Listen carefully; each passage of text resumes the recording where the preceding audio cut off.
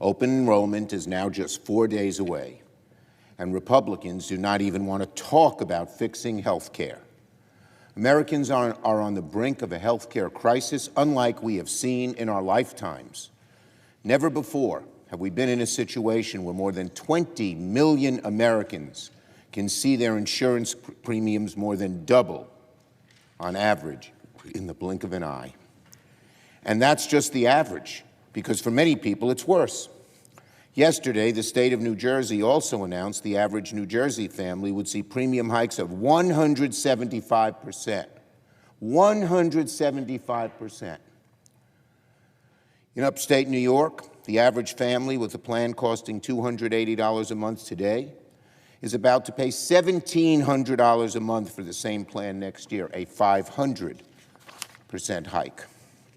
And that starts this Saturday with open enrollment. This crisis will be felt in every community and by nearly every single household, red, blue, purple, and everything in between. So tonight, Senate Democrats will come to the floor and warn our Republican colleagues in the nation of the devastation Republicans are causing by doing nothing on health care. We will highlight the impacts of surging premiums on families. We will share the stories we're hearing right now from people scared of premium hikes. I thank my colleagues for coming to the floor and speaking on this urgent issue.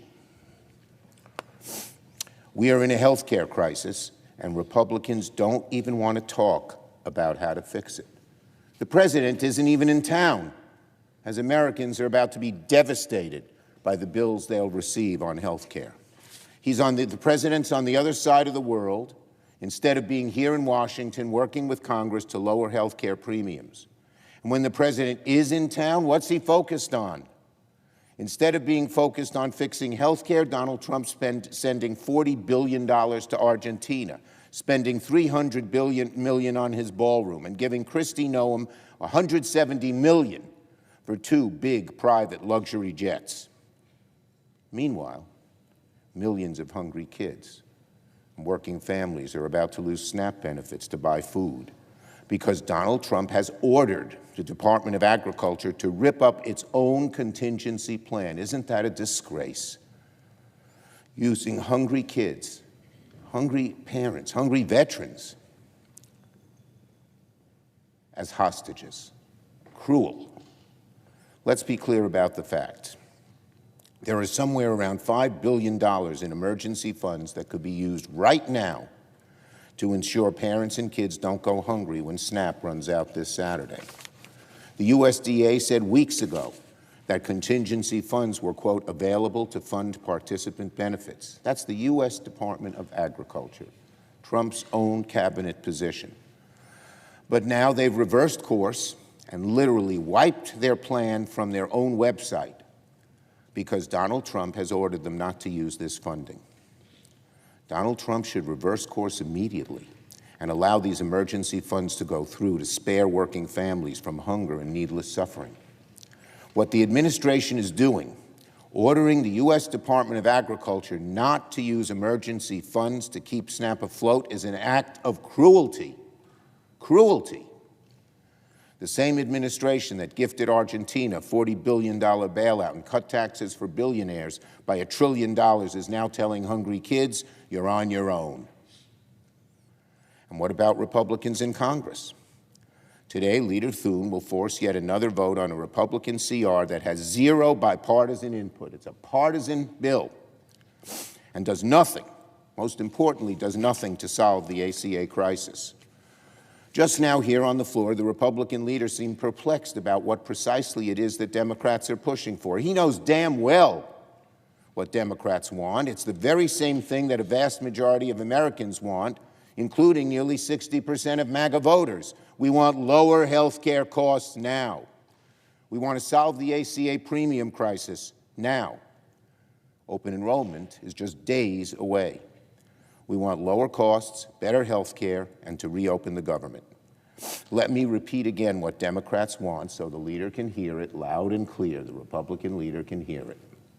We want lower health care costs, fix the ACA premium crisis, and reopen the government. We Democrats have been calling on Republican leaders to sit down with us and negotiate and address this crisis since the summer. But even now, Leader Thune insists we should fix ACA premiums later, not right away.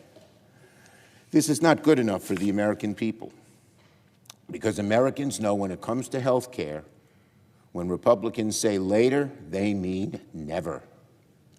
Meanwhile, the House of Representatives has become a ghost town. It's been 39 days since members of Congress have shown up for work.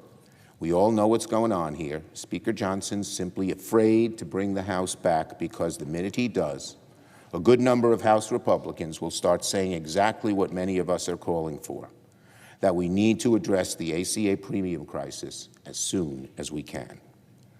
The Speaker is so afraid of exposing divisions within his own conference that he has unilaterally shut down one half of the legislative branch of government.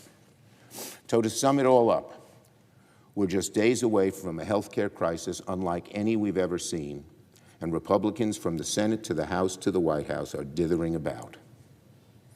Republicans are the party in charge. They hold the White House and both chambers in Congress. Americans know that. They know the onus is on the majority party to govern and to work with the other side to get things done.